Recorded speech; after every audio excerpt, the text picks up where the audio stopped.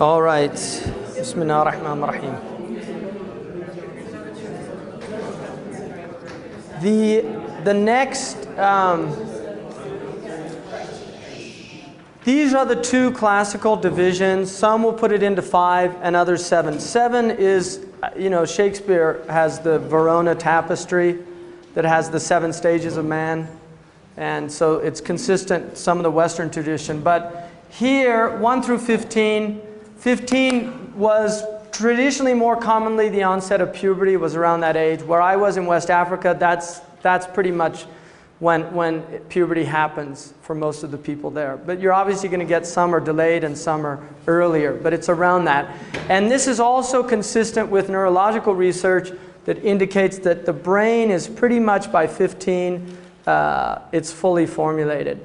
And at puberty, there's actually a hormone that's released that will remove, if networking was not done, it removes all the potential. Which is really important why children need so much stimulation in those early periods. And we've shown now, there's an Israeli study that indicated that for the first at least 10 months, there was strong corollary study that showed that children that were breastfed, that their IQs increased about a point for every month that they had mother's milk. And it's interesting also that it's actually a right of a child to be nursed with breast milk. It's a right. And if a woman is not able to do it, then it's the responsibility of the man to find what we used to call wet nurses, which obviously we don't have this anymore. But mother's milk is seen as really important. And in fact, the Arabic word for the actual tit of a woman's breast is halama, which means it's the same root word for compassion and forbearance. And there is a belief, it's what we used to call in this tradition the milk of human kindness, that there's actually that is transmitted to the children through the breast, that there is a transmission of hilm. And it's interesting that historically the wet nurse of the Prophet's name was Halima. That was the name of his wet nurse, was Halima Sa'diyah. And so it's also believed in the Islamic tradition that this hilm, which is forbearance, precedes ilm, which is knowledge. And so the woman for the first 7 years is inculcating forbearance in the child. That is what the child needs to learn in those first 7 years, is how to be a human being. How to actually have the ability to be empathic, compassionate, forbearing, kind, generous. This is what the mother is imparting to the child. And this is why she's been given, and there's a very interesting correlation between the breast and the womb that many women know. The womb in Arabic is rahim, which the root word is compassion. And there is a hadith in which the Prophet ﷺ said that God says, I have derived the womb from my name, the merciful. So whoever severs the womb has been severed from my mercy. So the womb is the source of human rahmah. And this is why kinship ties are so important, because if a child does not learn to have mercy at the unit of the family, it will never be able to extend mercy to the greater human family. So in the Islamic tradition, it's essential that a child learns to be compassionate within the family unit. And this is why rahmah is believed to be the dominant sakina. And this is why the Quran says that the male and the female come together with two qualities, mawadda and rahmah. Mawadda is a love that is not lustful. It's transcending the erotic love and moving into the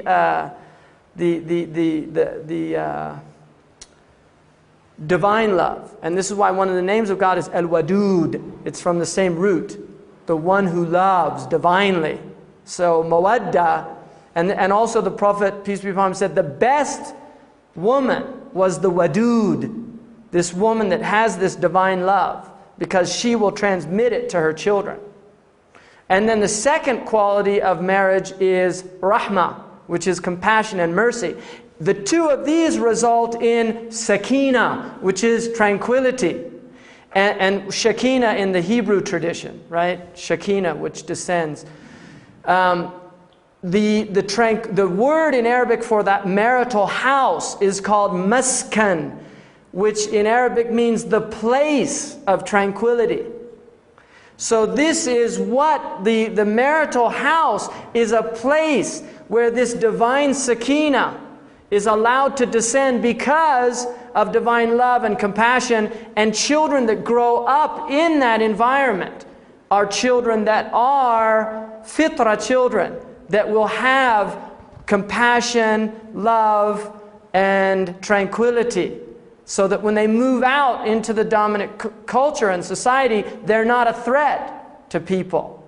They're actually a contribution. And this is why the Prophet ﷺ said one of the three things that a human being leaves behind that will benefit him in the next life is righteous children. Righteous children. So this stage cannot be underestimated. This stage will actually affect the parents' afterlife if they do it properly. And he also said that people that don't do it properly, they will accrue the wrong actions of their children throughout their lives. So it'll have the opposite effect.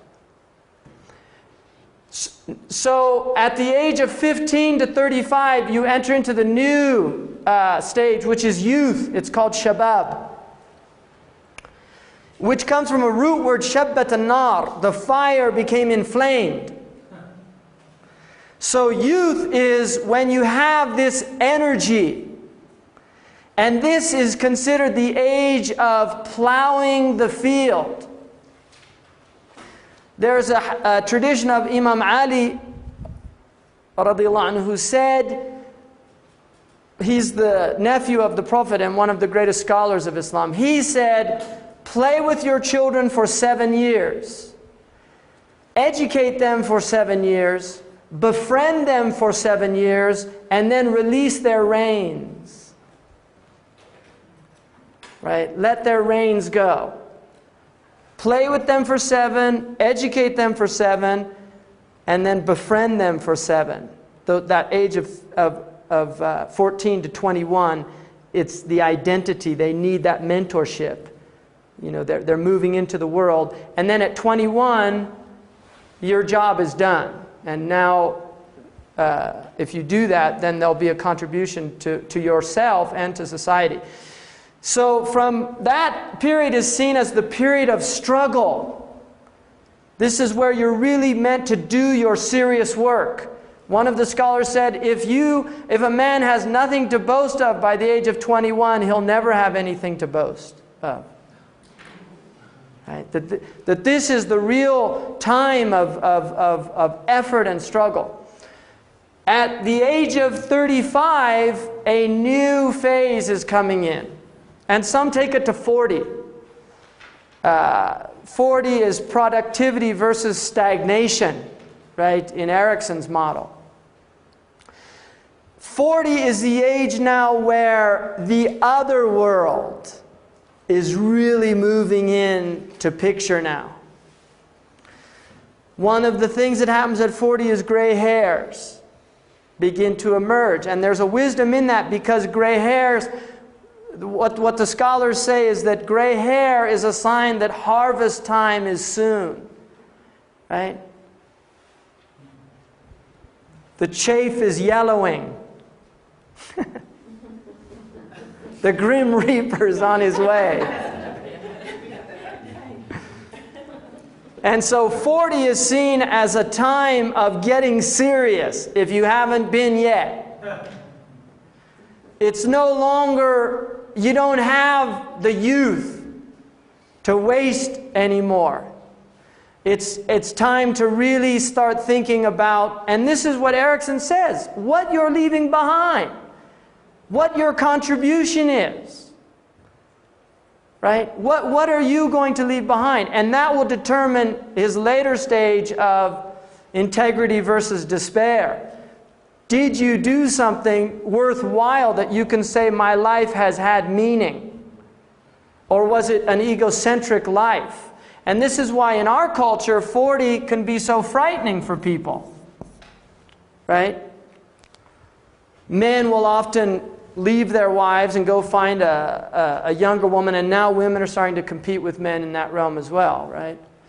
And with enhanced cosmetic surgery and things like that, people are doing, really bizarre things. And this is our death denial culture. We're not dealing with this. This is a turning point, right? It's literally, the focus on this world is really meant to, 40 is the transition where you're turning your back on this world and you're really starting to face your mortality in a deep existential way. And so this is called now the age of maturity, rujula. It's the age, the rajul, which it can apply to the male and the female. It generally means man. But it's the idea of somebody now who has reached this age of dignity. They are no longer going to do anything that is indicative of the folly of youth. That they have wisdom now. There's no longer an excuse for the stupidities of lack of experience. You should know better, right? Shame on you. And this period then will be the most productive period, from 40 to 50 in terms of contribution. Because now you really have, you still have remnants of the strength of youth, but you also have the maturation of intellect and spirituality, according to this tradition. At 50, you move into what's known as shaykhuha, sheikh or sheikha. This is now where you become an elder. Your wisdom now has matured in a way that you are now guiding peoples that went before you. You're giving them insights into their own journey because you've gone down the path. You've been through these stages and now you can actually guide them. And there's a hadith in which the Prophet ﷺ said, "He is not from us the one who does not respect our aged, nor has compassion on our youth." So there is an interesting dyadic relationship between the aged and the youth. The aged have to have compassion because the youth don't have the experience, so they make these mistakes. But the youth have to have the respect of the aged in that they can derive from them the wisdom of those who have already traveled the path. So this is a really important period. And this will go on for about 20 years. At about 70, you're moving into the ajiz. Now, obviously, the baby boomers are going to alter this because of, people now, they're like 75 and they have the strength of people traditionally that were, in their 50s. We're seeing this now. I mean, it's interesting. But traditionally, 70 was really where you're settling down you're slowing down physiologically and in every other way. And so you're really now, you walk slowly. Right? There's a type of dignity that goes with this age. And it's an age where the Prophet Muhammad said that God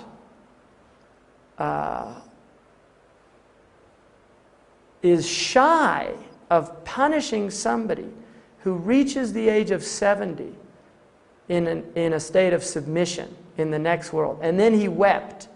And they asked him, "Why are you weeping?" And he said, "I'm weeping for those of my community who are not shy about disobeying Allah at that age." Right? So this is really a time where people should be really directed to the other world. This is a time when you really leave behind this world. You begin to go into spiritual.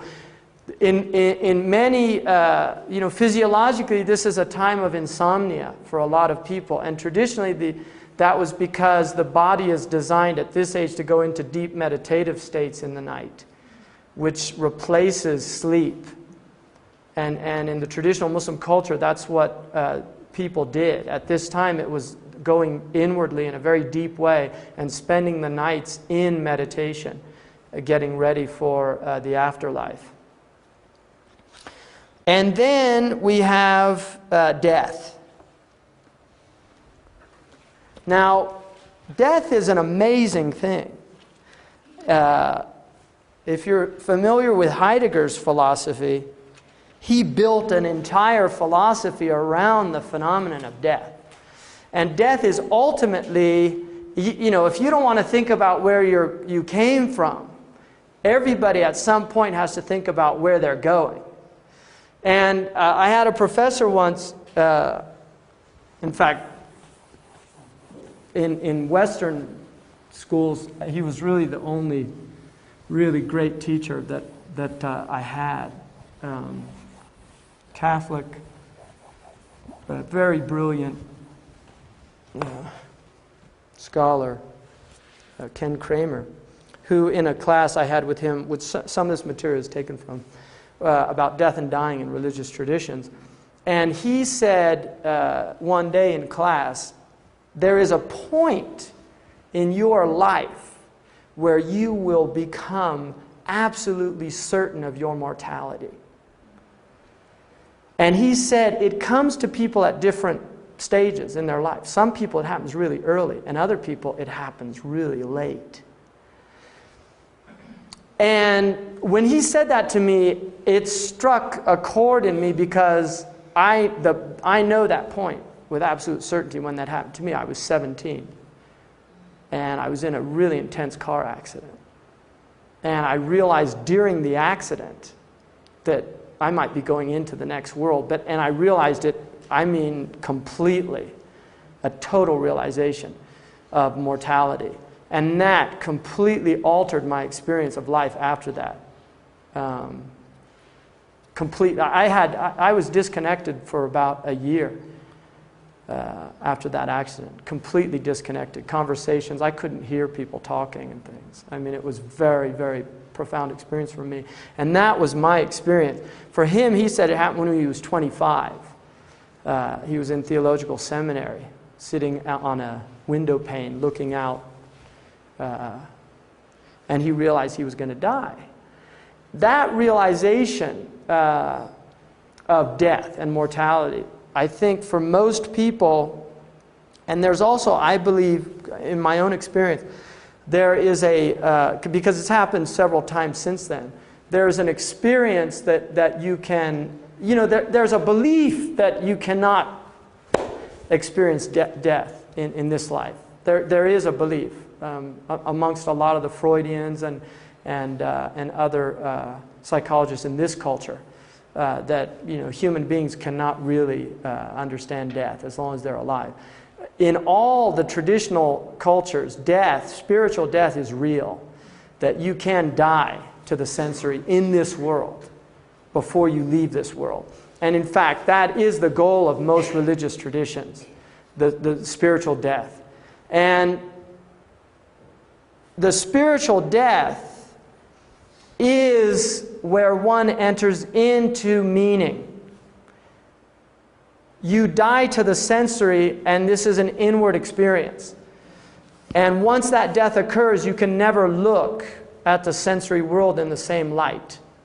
You're freed from it, the chains of it, in a deep way. One of them said, فَفَارَقَ الْحِسَّ الَّذِي كَانَ عَائِقًا وَعَانَقَ مَعْنًا لَا يَحِلُّ فِرَاقُهَا. This poet said, he freed himself from sensoria, that was his obstacle, and he embraced meaning, an embrace that he's not permitted to ever leave. So the idea is, once you make this, you embrace this meaning, which is your mortality, and that you will be brought back into the divine present, that will completely alter your life. You will never be able to look at the world in the same way. And this is the spiritual goal of the spiritual path. Now, there's a lot of reasons why we fear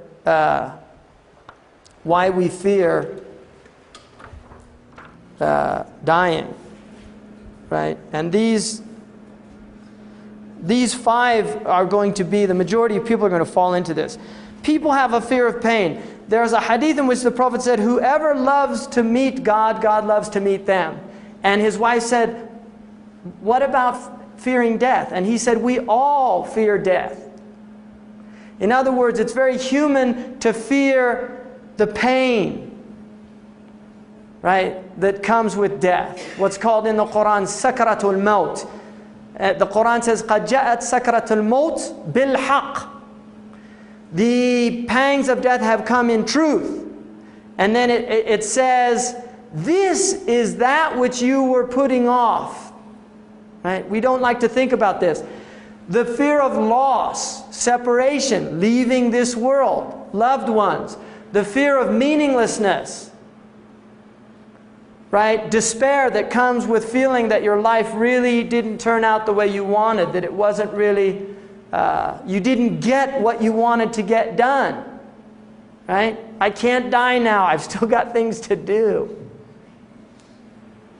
Fear of the unknown, right? Of what's going to happen in the next realm. Many people will say, well, there's nothing. But it's Pascal's wager, which is in the Muslim tradition called Sayyidina Ali's wager, because he preceded Pascal by centuries with that.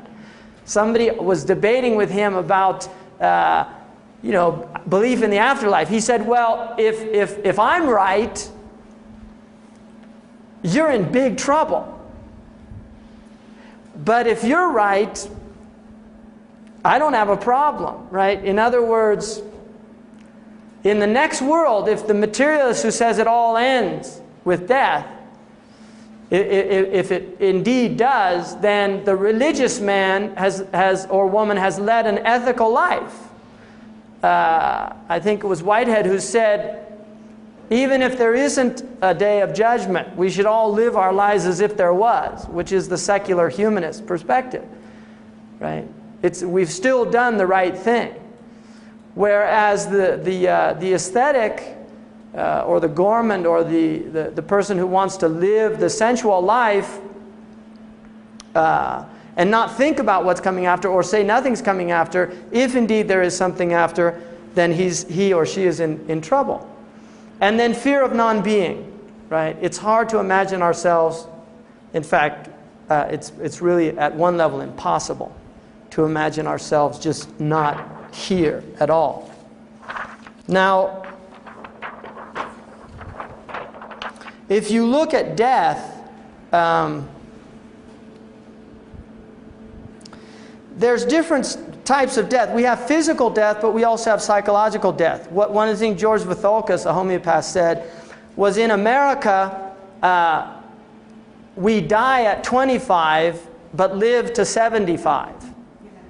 Right? That at a certain point, a lot of people literally stop experiencing life and go into this just numbed state where they've had a psychological death. A physical death is determined by Harvard's, right? I used to always be amazed in the hospital because I saw a lot of people die. Nurses can't say they're dead. You need the doctor to come in and declare them dead. I mean, if that's not religion, I don't know what is. You know? The priest has to come in, right? Yeah, he's dead. Okay, thank you. Brain waves, that determines death, right? That is one type of death, brain death. So if they're not seeing brain activity, they're determined to be dead. Heart and blood. If the heart stops and blood stops circulating, death occurs very quickly. All right, there can be resuscitation if somebody is, for instance, defibrillated or something, brought back into a beating heart. But that happens pretty quick. The nervous system is one way of determining. So you poke, you don't get any reactions. And then breath and lungs. You really have to have all four in order for them to, this is a dead, there's no longer life. Now, at one point people started weighing cadavers because there was a belief, that the soul leaves and obviously it's going to be lighter, which again is such a stupid concept because the soul is immaterial, right? So obviously it's not going to have any weight. I mean, that's the point of the soul. It's not material substance. It's not part of this realm. It's from another realm. The body is material. Now the soul, there's a lot of people that don't believe in the soul. In fact, there's a lot of scientists that would really like to prove that we are nothing other than anabolic and catabolic processes. Just biochemistry. That's what we're dealing with. Now, at the psychological level, you have types of death. So at the brain level, you get cognitive impotence, where the brain is not functioning anymore. So psychologically, people literally stop thinking, and they become automatons that literally kind of go through life without really ever thinking about anything other than the most functional things. So people go into these trance-like states, and they go into this perfunctory life that is nothing other than routines, right? And this is why, like Ezra Pound, you're all teachers. Ezra Pound said, the day that a teacher is not excited about teaching a class is the day they should retire, right? So this isn't really a type of death. Of brain death, when you're no longer excited about the material. I was telling Hakeem, I rented a car, and this man said to me, he was from another state, and I said, how long have you been here? He said, 30 years. But I'm moving on. I said, oh, really? What? You don't like here anymore? He said, well, seen every mountain, been on every trail, hunted every hunting area, fished every stream. I'm bored, right? And that always amazes me. Because I've never looked out here and seen the same place. Every single time I've looked here, I've been coming here all these years, it's like, where did that mountain come from? It's all lights, it's always changing here. The lights are incredible. And so this idea of like boredom, that's something, that's another thing I really always amazed me about people who say I'm bored. Right? How people get into that state. What happens where somebody can say, I'm bored? And children are not like that. We teach them boredom. Right? Children are not bored. I mean, they're just, they're, in everything. Right? Which is people that take hypotropic drugs are like that, right? They start looking at leaves like, amazed at, and that's the way children are.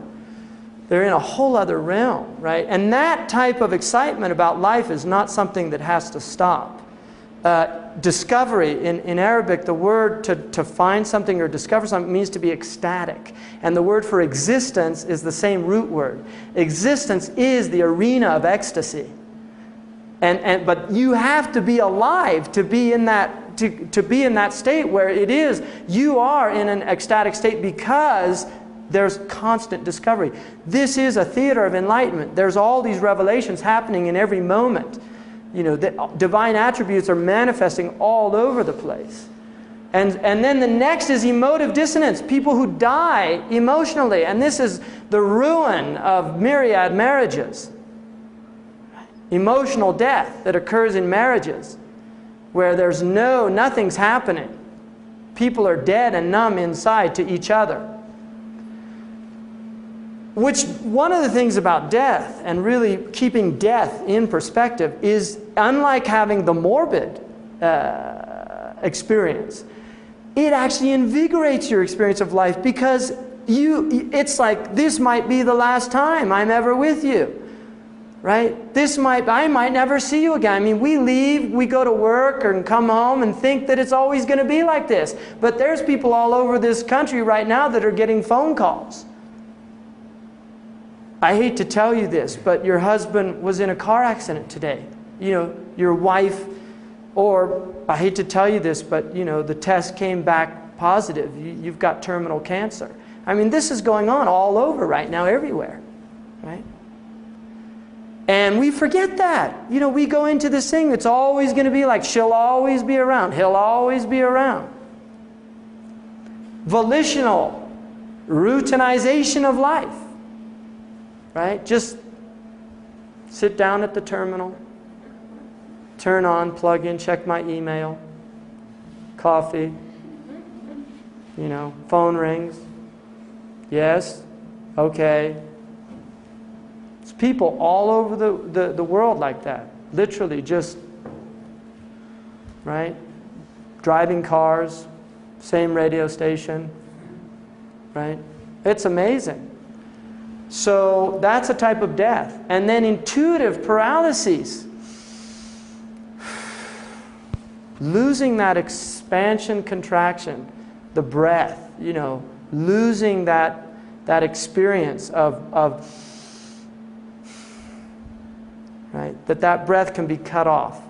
And that when you're connected to your breath, you're connected to yourself in a really powerful way, which is why breath is a primary meditation. Now these are not universal. And there's actually new death work that's beginning to go beyond Kubler-Ross's. I mean, she was important at one point.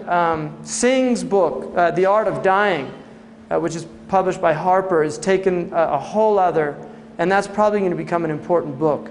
It's going really beyond that, because there are many people that do not go through these stages. There are many people that, you know, but this is a common death denial. People in a death denial culture, this is very common, these stages, and they do work. Denial is the first stage, right? He's relating them to these, but I'm not going to go into that. But denial is the first stage. You know, people hear it. There's a film called The Doctor.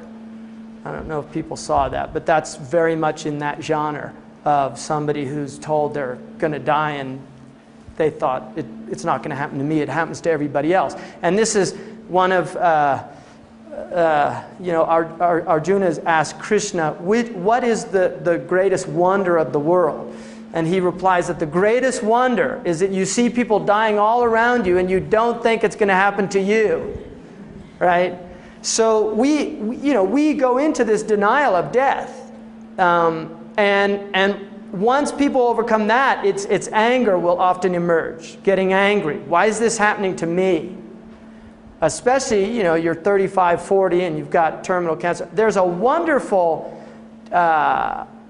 piece that was written by Lee. Was it Lee Atwater? Who was the campaign manager for Bush? Huh? Lee Atwater. Really bad guy. This guy was bad, and he admits it. It was a piece that was published in, I think, New Age magazine several years back. When he first, do you remember he had the brain tumor? He said that he based his life on Machiavelli's The Prince. You know, he said, that was my life, Machiavelli. This guy on top of the world could do no wrong. The Republican golden boy. But his, you know, screw unto others before they screw unto you. That was the motto of that man's life. Right? Really. And he admits that in there. If he could, damage, attack people's reputations, do the worst things, that was his realm. And that's why they loved him so much, right? Because he got people elected. When he suddenly came to terms, this guy's early 40s, wealthy, politically powerful, one of the major players in Washington at that time, and suddenly incurable brain tumor. Right?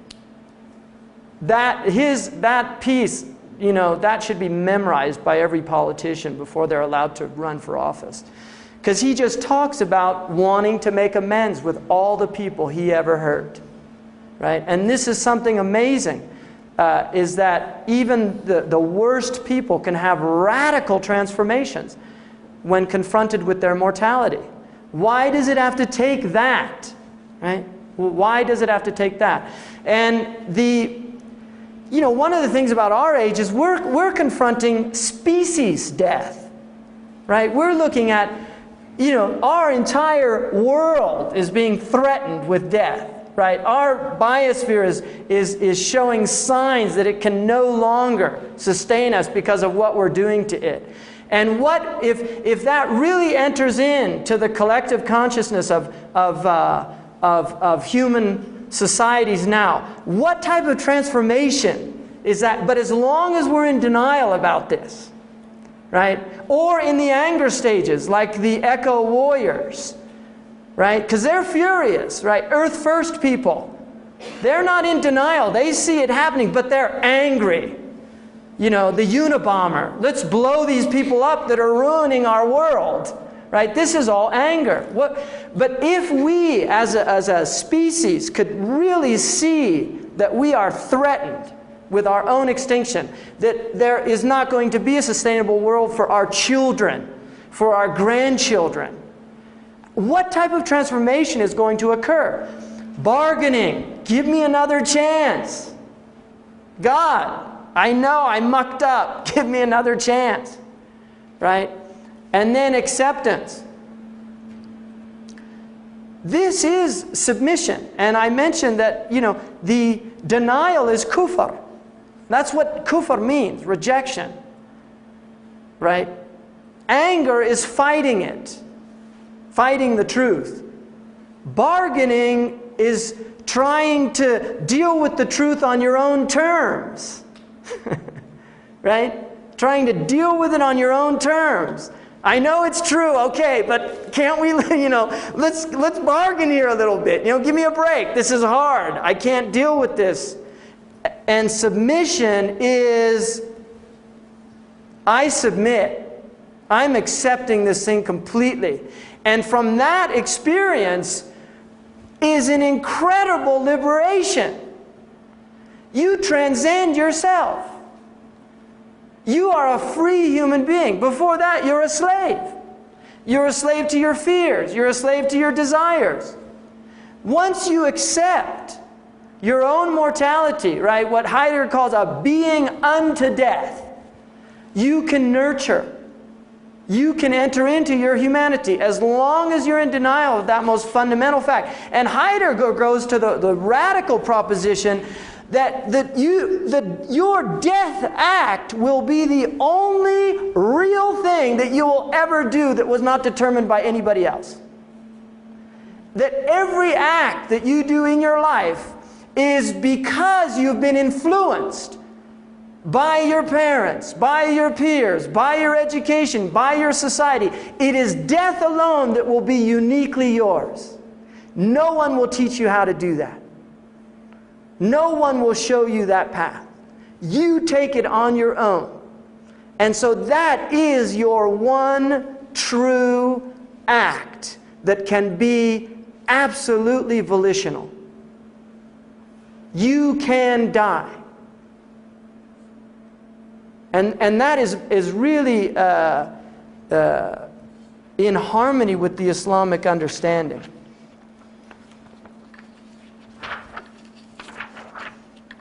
This is kind of interesting, just in our culture, all these are like euphemisms, because people don't like to say he died. Right? passed on, croaked, kicked the bucket, gone to heaven, gone home, expired, breathed his last, succumbed, left us, went to his return reward, lost, met his maker, wasted, checked out, eternal rest, laid to rest, pushing up daisies, called home, was a goner, came to an end, bit the dust, annihilated, liquidated, terminated, gave up the ghost, left this world, rubbed out, snuffed, 6 feet under, consumed, found everlasting peace, wishful thinking. Went to a new life in the great beyond, no longer with us, made the change, got myrtleized. On the other side, God took him, asleep in Christ, departed, transcended, bought the farm. With the angels, feeling no pain, lost the race. Time was up, cashed in, crossed over Jordan, perished, lost it. Was done in, translated into glory, returned to dust, withered away in the arms, gave it up, it was curtains. A long sleep on the heavenly shores. Out of his or her misery ended it all. Angels carried him away, resting in peace, changed form, dropped the body, rode into the sunset. That was all she wrote. So, a lot of ways to say the same thing. One of the Arabs said, إن لم تمت بسيف مت بغيره تنوعت الأسباب والموت واحد. If you don't die by the sword, you'll die by something else. There's a lot of ways to die, but death is one. Right? Now, what happens then from the Islamic perspective when we die? Obviously, in pre-Islamic cultures, the Arabians, most fascinating aspect of Arabian culture, the Arabs did not believe in an afterlife. Really interesting, because most cultures have a concept of the afterlife. The Arabs did not believe in an afterlife. They said, نَمُوتُ وَنَحْيَا وَمَا يُهْلِكُنَا إِلَّا الدَّهْرُ. We live and we die and nothing kills us but time. The Arabs said, and will we be decayed bones, dust in the earth, and brought back to life? They say, who's going to revive these dead and decayed bones? The Quran says, قُلْ يُحْيِيهَا الَّذِي أَنْشَأَهَا أَوَّلَ مَرَّةٍ. The one who brought them to life the first time, he'll do it the second time. The Quran says, we created you the first time. The commentators say, second time around is always easier. Right? If it was done once, it can be done again. Now, how did the Quran deal with this this belief? Because it's very interesting that the Arabs didn't believe this. How did it deal with it? The way that it dealt with it was it told the Arabs to look at the dead earth. And it said, we take a dead earth, send down rain from the heavens, it mixes with the seeds. And we bring the earth back to life again, and like that, you will be brought back. Now, this analogy, there is a hadith that says that the Prophet Muhammad said, every human being has what's called ajb al-dhanab.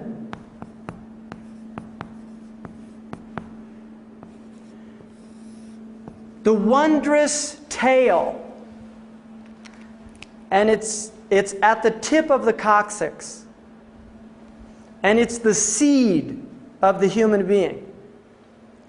So the Muslims believe that there is a seed that every human being has. And like seeds are very interesting because they're very hard to destroy.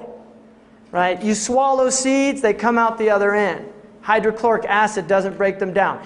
In fires, seeds stay. Right? Forests that are burnt down come back to life because of seeds that are there that aren't destroyed.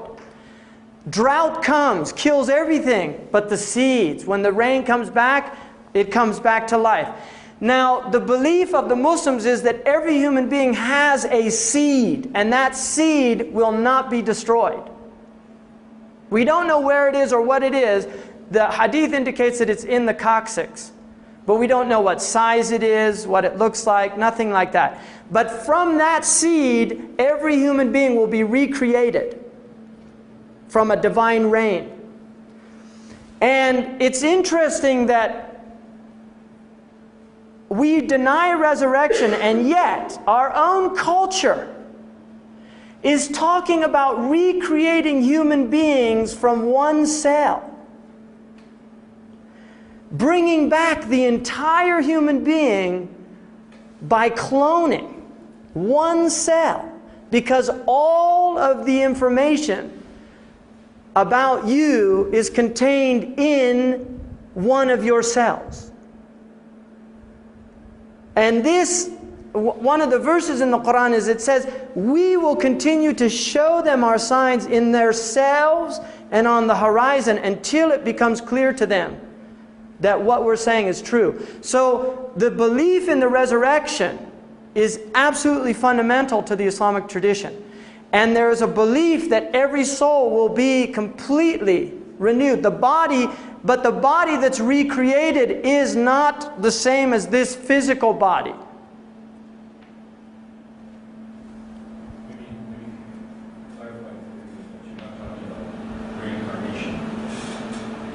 Yeah, no, it's not reincarnation. Yeah.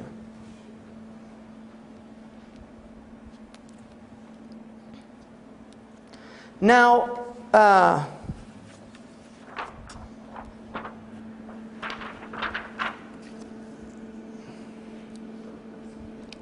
here's a little schematic.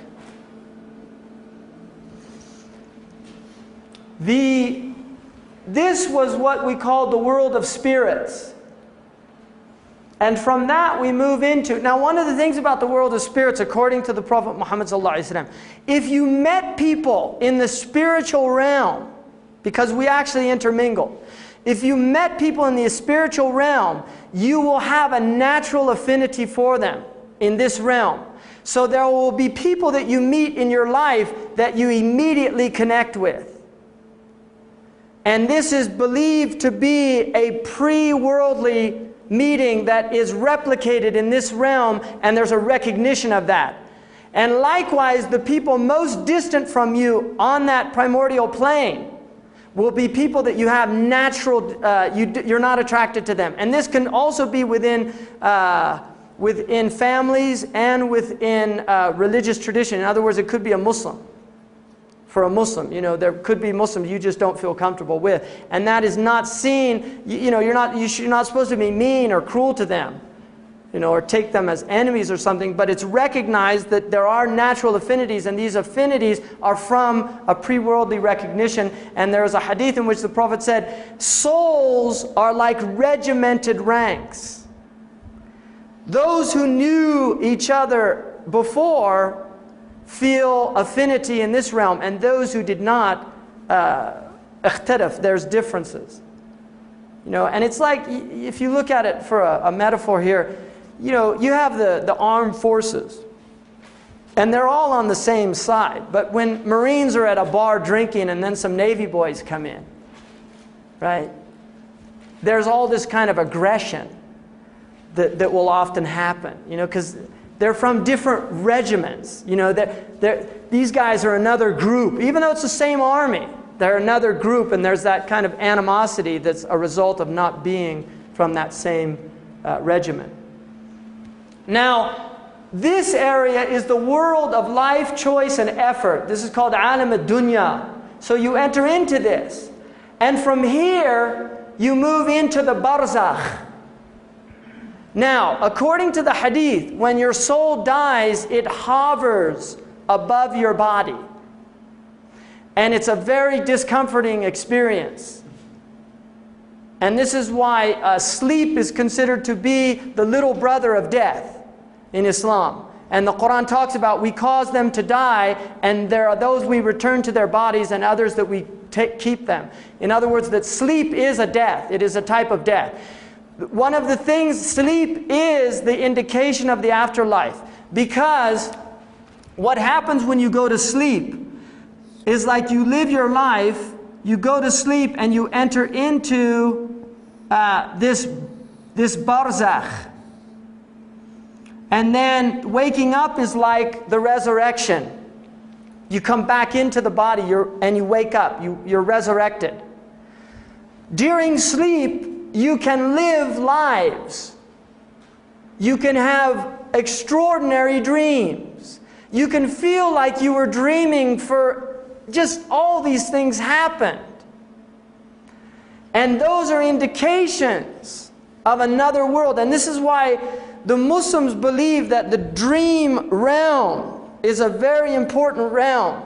And they differentiate between dreams. The Quran differentiates between dreams that are what we would call in this culture like food dreams. You eat a lot of food before you go to sleep, and then you have all these funny garbled dreams.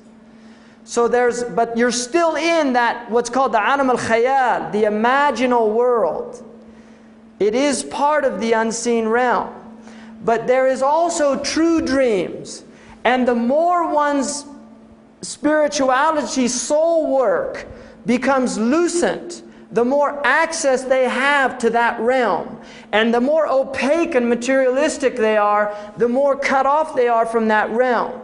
So there are people who literally, their dream world is incredibly rich. There are people, in our tradition, there are many people who saw the Messenger of Allah every night in their dreams, like Imam Malik ibn Anas. He said he never woke up without having seen the Prophet in his dreams. There are others that have what are called true dreams, in which there's information given to them. And much of the dream realm is symbolic. And there is an extensive science of dream interpretation in Islam. Several books written on it, where you will see very specific things and they have very specific meanings. And this is a first century work by Ibn Sirin, which is about dream work, just very extensive. If you see this, it means this. If you see this, and there are multiple interpretations. It doesn't always mean one, but that work deals with these other realms. There are also spiritual journeys that are taken in the unseen world. So people will have very profound spiritual experiences in their souls. Now the Mi'raj of the Messenger is believed to have been, was not a dream. It was a journey of the soul and the body. Although time expanded because he returned to his bed and it was still warm. So he went through this entire experience. He saw many things on that journey and he described them. He went, in fact, Asin Palacios' work indicates that much of the Divine Comedy is actually taken from a very famous exposition of the Messenger's journey through the hells and through the heavens, the seven heavens. Right?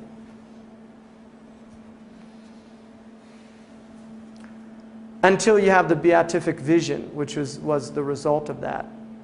Now, at the point of death, it's encouraged, you wash the body, you do a ritual, you pray for the body, and then you put them into the grave. The grave, this is shoulder length.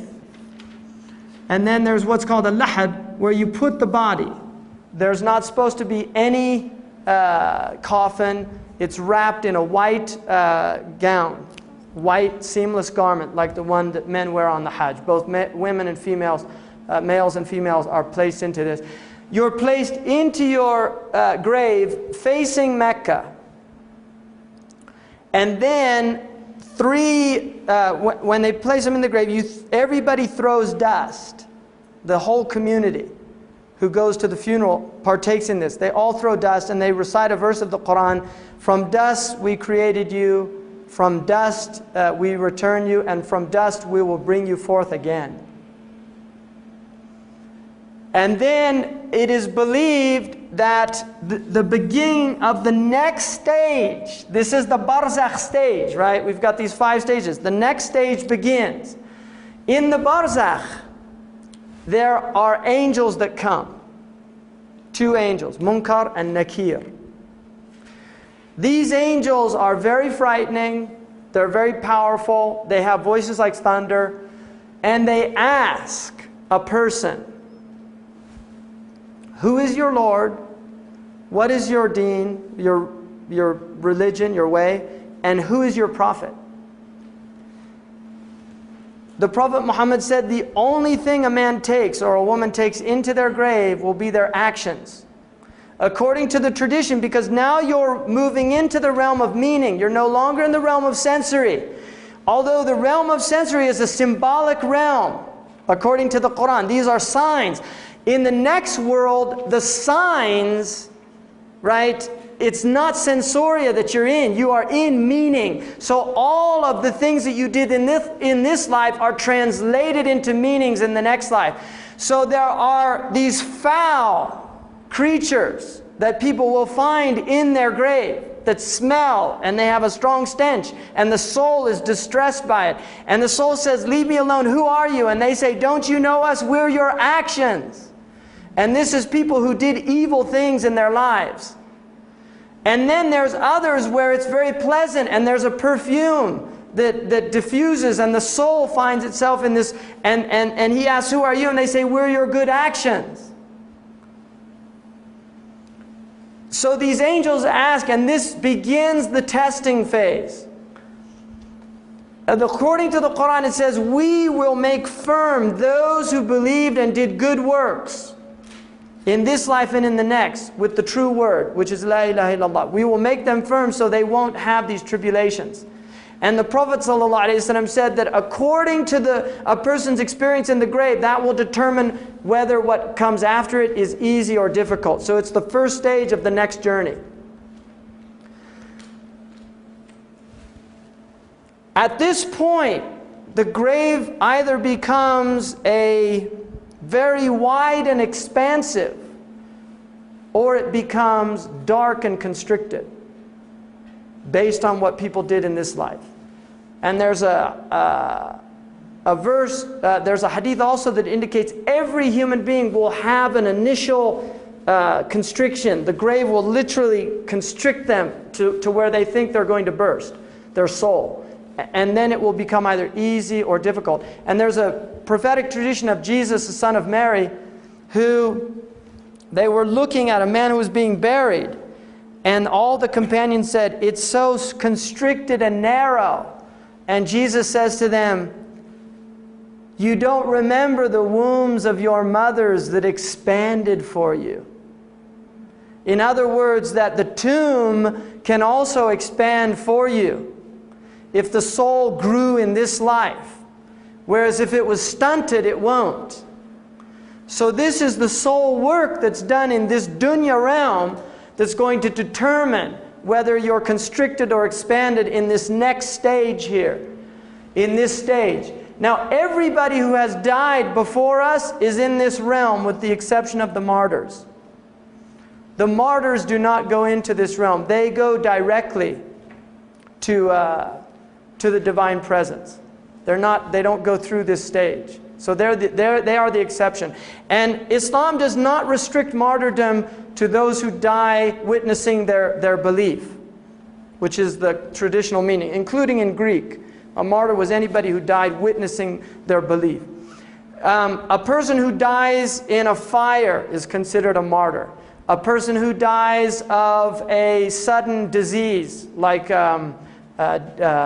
cholera, a person like dies in a plague, that's a martyr death. A person whose roof falls on them, like in an earthquake. And modern scholars have said that includes, by analogy, airplane crashes and car accidents. That these are martyr deaths.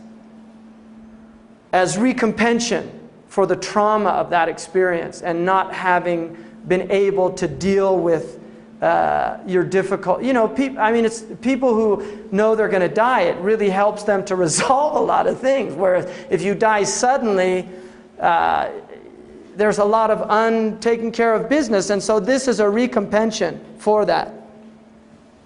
Drowning is a martyr death. Those who drown.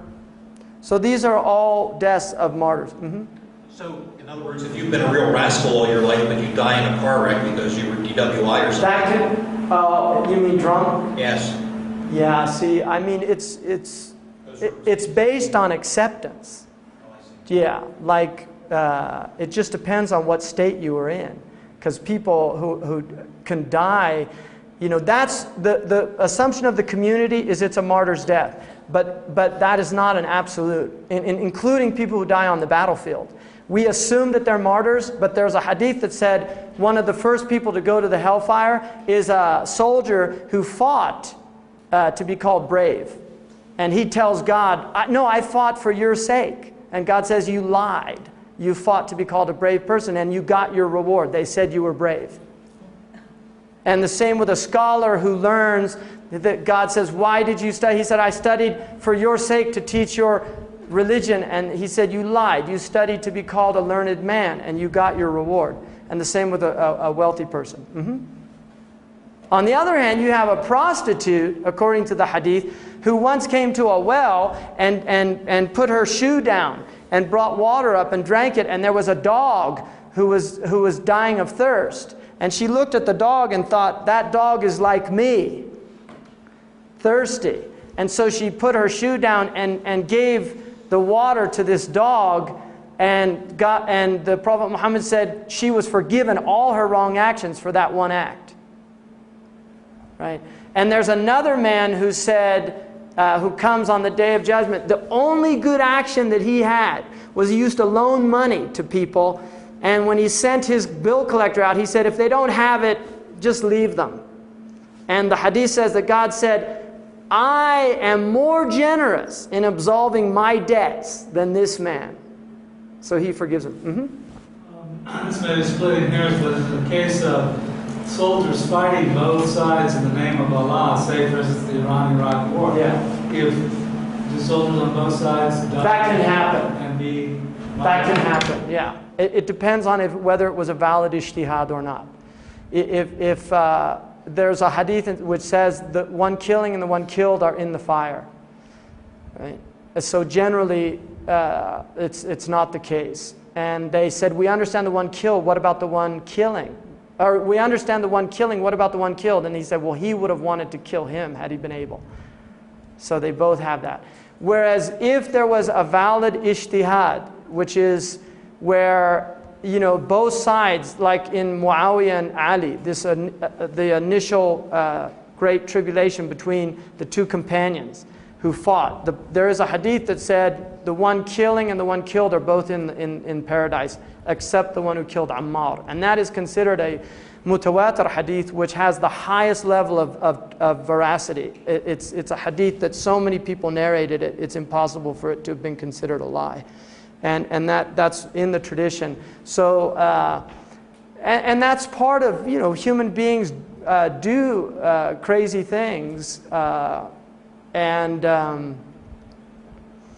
and this is part of the human condition, you know, that there's fitna, what's called sedition and troubles, right? And these are often seen also as purification, because a lot of the tribulations people go through are actually purifications and raising them to higher levels. So at a certain point, there are two trumpets, which obviously this is not like, you know, these are things that we don't really understand, but these are approximations. And we have this in the Judeo-Christian tradition also. The first blast is what's called the hour, the sa'ah. And I'm going to talk about this on the last lecture I have, which is about the end of time. The moment, it literally means the moment, the great moment when the world comes to an end. And it says in the Quran that like the cosmos was expanded, at the end it will be contracted and rolled up like a scroll, right? Which, you know, the modern physicists talk about the big crunch, which is, you know, when it all goes back to this initial, and that's consistent with the Quranic view that there is a rolling up of the cosmos. And it's also the heat death, because everything it says that the oceans boil over. Everything ends in a massive heat death. So when this moment comes, every person that's on the earth is going to be killed at that point. It's all over. And then the second is the what's called the ba'ath, which is the resurrection. And then what happens then is a very mapped out scenario in the Islamic tradition. At this point, all of the souls have left the dunya.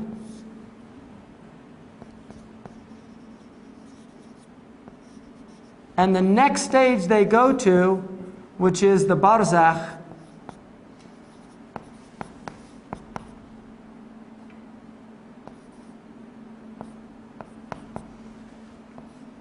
and then you have the ba'ath.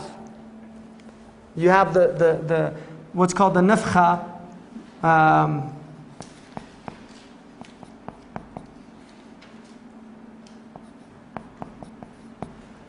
which causes the resurrection. Now, at the point of resurrection, all of the souls are brought to a plane. And that's what Arafah is, a preparation for that. They're all brought to the plane, and then, according to the tradition, everybody is naked. And they stand, this is where they wait for what's called the hisab, the reckoning. And according to the tradition, it says the waiting is 500 years. And people are in the Quran talks about, a year with God is like 50,000 of years, 1,000 in different verses. So the idea of time is very different in this realm. It's not like it is where we are here. And according to the Quran, when they're asked how long did they tarry in the earth, they'll say a day or a part of a day. That's what our lives on earth will seem like in relation to the next world. Now at this point, according to the Islamic tradition, all of the souls, some are shaded by their actions, and others are literally up in sweat, drowning in their own sweat because it's so intense. And at this point, after waiting an incredible amount of time, and it literally says that people are going in and out, like waves, in and out. There's a lot of confusion, there's a lot of, it's actually, the descriptions are terrifying, with the exception of people that were the good people in this world. And then what happens is people say, let's go ask the prophets to get us out of this. And the tradition says they go to Adam, the first man, and they say, help us, intercede for us. And he says, nafsi, nafsi, my own soul, my own soul. So he refuses. He said, I can't do anything for you. People go to their mother. They go to their father. They say, nafsi, nafsi. This is the day where nobody's thinking about anybody else because the soul is looking at infinity. And in the Quran it says when we enter into this realm, the first thing the soul says is, Ya waylana man ba'athana min marqadina. Oh, woe to us, who has woken us from our sleep? This is what the messengers promised. This is what they told us. They were truthful in telling us this, and this is the promise of the merciful. And they use that attribute because that's what they want now. In the world, people like Thomas Jefferson said, I used to beg for divine justice and still when I looked at others. And then I started examining my own soul and started asking for mercy. Right? So this is the day where people aren't thinking about justice. They're thinking about divine mercy. And what happens is they go to each of the prophets. They go to Noah. They go to Abraham. They go to Moses. Each one of them says, nafsi, nafsi. And they give a reason that relates to stories that are mentioned in the Quran. And finally, all of humanity, according to the Islamic tradition, goes to the Prophet Muhammad. All of humanity, the Muslims, the Buddhists, the Hindus, everyone goes to the Prophet Muhammad. And that's why in the Quran he is called a mercy to all the worlds. Because on this day, when they go to him, he, according to our tradition, is uniquely the one who says, Ana laha, this is my. place. And he takes the intercession. And it said that he enters into the divine presence, prostrates, praises, and then it said to him, raise your head, ask and you will be given, intercede and you will have intercession. And he asks for the judgment because people are so terrified in this waiting period. They just want the judgment to happen. You know, it's like people that would rather just tell me what's going to happen. I can't wait anymore. And so they move to the next stage, which is the hisab, because of this shafa'ah. So the intercession occurs here. Now it's interesting, the Muslims identify in the New Testament, and one of the names of the Prophet in the Islamic tradition is Parakletos, which is the Muslims identify the Paraclete that is mentioned in John 16 in the Gospel when he says, I'm leaving but another comforter is coming after me. The word in Greek paraclete means comforter, but actually the first meaning of it is intercessor. It's the one who intercedes, who gives comfort. And the Muslims traditionally have believed that that is the Prophet Muhammad. The Christian belief is that it's the Holy Spirit. And at this point, they go now to the reckoning, the hisab. Now, there are people that will not get a hisab. And remember, from the Muslim perspective, all the traditions, the righteous of every tradition is going to be in a good situation on this day. This is not, I mean, the Prophet's community is only one community. There are many previous communities of prophets. And those people that were following their prophets, living according, they will all be with their prophet. Each one has their place. And that's why, according to the hadith, they line up behind the people that they were behind, including the bad ones, like false prophets and things. Everybody's going to be with the people they followed. And those people will have the burden of leading people astray. So, the Marxists are going to be behind Karl Marx. It's the Nazis are going to be behind Adolf Hitler. Everybody's going to be with Who would materialists be behind? Sex happening. Yeah. What's that? What's that? Yeah, big sign, right? Materialists over here. Well, yeah, I mean, there's a history of materialism. So there's definitely the first philosophers of materialism. The Greeks have, in fact, if you read, I really like Prometheus Press. I don't know if anybody knows about them. Do you know about Prometheus Press? It's a New York public. They publish everything against religion. Right? They're like total materialists, and they can't stand religion. They publish books called like The Problem of God, right? Why I Am Not a Muslim. and they're actually really interesting because it's always important to get reality checks, right, from really radically different perspectives. I like to do that for my own, just, okay, I see how you're seeing it. It's helpful to clarify your own understandings, to listen to something that's so different from what, it's a really good thing to do. So at this point then, at the hisab, which is the reckoning, and this is why there's a hadith that says, reckon yourselves before you're taken to account. In other words, if you do your work in this world, you don't have to deal with it in the next world. So there's a tradition in Islam of what's called muhasabah, and it's also a Christian tradition. There are orders that do this as a practice in Christianity of, at the end of the day, taking oneself to account and really looking at one's actions during the day. If they were good, you praise, and if they're bad, you ask forgiveness. Right? And this is also penitence and confession in the Catholic tradition is going and getting this stuff off your chest, admitting, I did these things, and then having some way of atoning those wrongs. And then what happens is there is a record on this day of everything, your entire life. And according to Imam al-Awza'i, people will watch their lives in front of them like a film. They'll literally watch their entire life.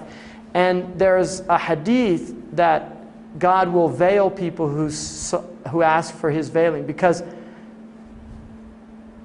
having to see your life, all the things that you did. So in other words, there are edited versions, right? There's a divine editing that can take place where things are removed from your life if you ask them to be removed with sincerity. And at each stage, there will be testimony against you. The hands, according to the Quran, testify. The feet testify. They asked him, how will they speak? And he said, the one who gave them, who made your tongue speak will make your hands speak. And the genitals testify, the tongue testifies, because all of them are afraid. The body is saying, we don't want, they know what's coming, and they're afraid, and so they're all owning up. And they're saying, He made us do this. In other words, they don't want to be taken into account, which is also, there's an indication of this in the Gospels when Jesus said, if your right hand offends thee, then cut it off. For it's better to enter the kingdom of heaven maimed, right, than to go into the fire with that. And that is obviously a spiritual severing. It's not literal, right? I mean, there's probably some people out there that take that stuff. With the belief of the Muslims that if you convert or if you go to Hajj, all of your sins are... Yeah, there's a belief that when you enter into Islam, that everything is erased with the exception of debt. So if that's the case, when we hear this, do they believe that that all of those things that happened before, any things that you have not, they're not there? They're literally removed from your slate completely. And then what happens is there's what's called a sahifa, which is the book of your life, right? The book of your life. And your actions are weighed in scales. And you'll find this in Egyptian mythology and tradition, in the Egyptian Book of the Dead. And there are many glyphs about this, right? The weighing of the basket and the soul being in the basket and the actions weighed.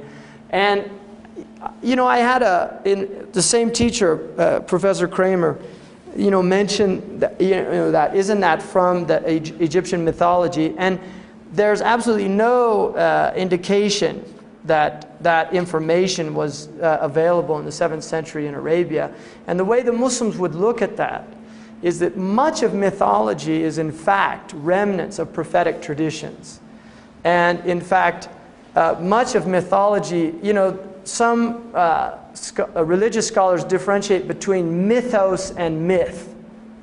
Mythos is truth related in symbolic tradition.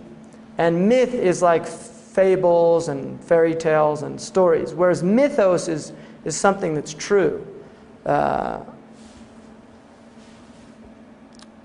And so people then are given their books, and the book of their life will either be given in the right hand or in the left hand. If it's given in the right hand, then it's an indication that they were successful in this reckoning. Now, there's also, at this point, there's intercession. So there are people that intercede for other people in all the traditions. The righteous people of the traditions can intercede for other people. And the first who intercede are the prophets. They will intercede for their communities. So Jesus will intercede for the Christians.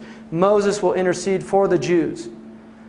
And then there are people from the community that reached very high spiritual stations that will be given permission to intercede also. And then, after this, the mizan, the weighing, the next stage is, so you have the weighing here, and you have the people of the right and the people of the left. The people of the left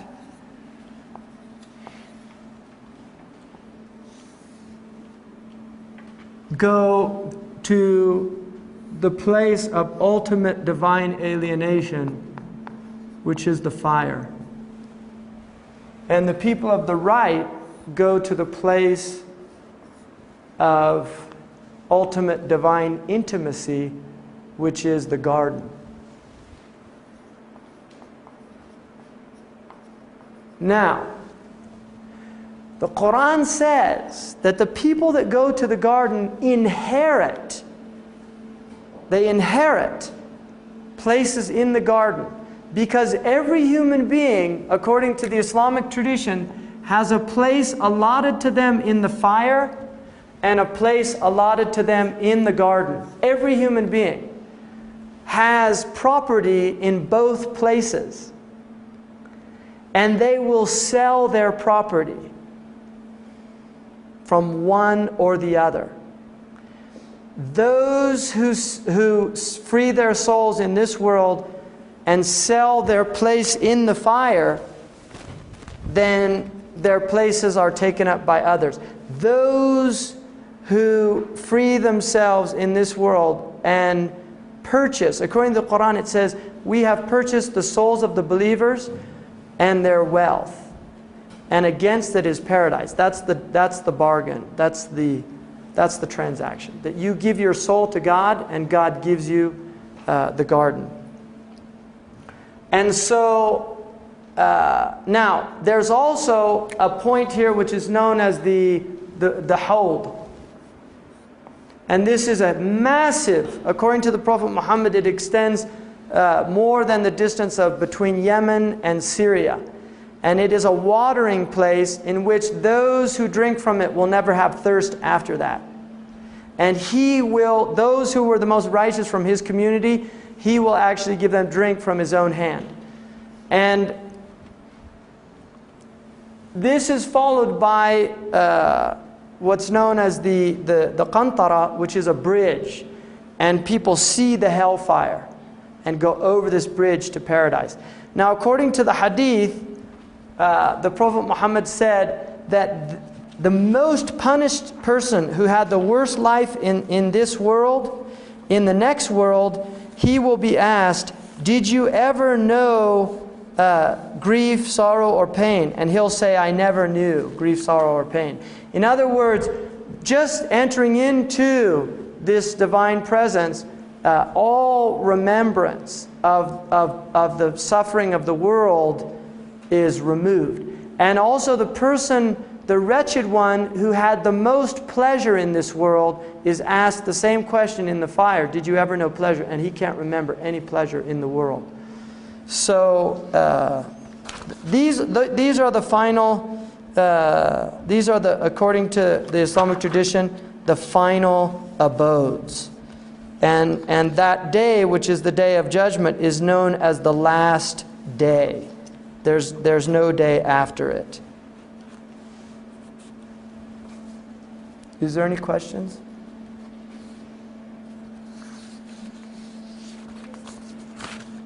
$12 That's pretty good. I didn't even look at my watch. Everything comes to an end. So there's a waiting for years. Right. But shouldn't the souls are being corporal form, physical form at that point. How do they recognize people like Moses and Jesus and human beings? See, this is the realm now. The soul, according to the Muslim belief, knows all of these things. What's happened in this realm is we're in the realm of forgetfulness. And this is why in the Quran, in Surah Al-Qaf, the QAF chapter, it says, اليوم كشفنا عنك الغطاء وكشفنا عنك الغطاء فبصرك اليوم حديد. We have removed the veils from your inner sight, and now your understanding is penetrating. See, people will know all of these things. Right? People are going to know these things. It looks like there's the garden and there's the fire and that's it. Well, there is the possibility of people who are in the fire. Right, no, people do, according according to Islamic tradition, there will people that will taste the fire and then come out of it. And there's two views, and these are not dominant views. But and it's interesting because there are two extremes who meet at this place.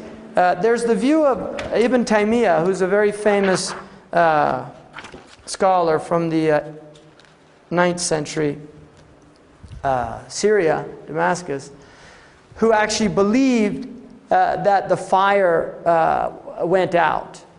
He believed that ultimately the mercy overrides. And that was his belief. The other extreme was somebody who he didn't even consider a Muslim at one point in his life, is the position of Ibn Arabi, the Andalusian philosopher, Sufi philosopher, who said that the fire also eventually it went from adab to adab. Adab means punishment, adab means pleasure. So in other words, that ultimately the soul was purified. That is not the dominant belief. The majority belief of the Muslim theologians is that there is infinite residing in these abodes. So thank you very much.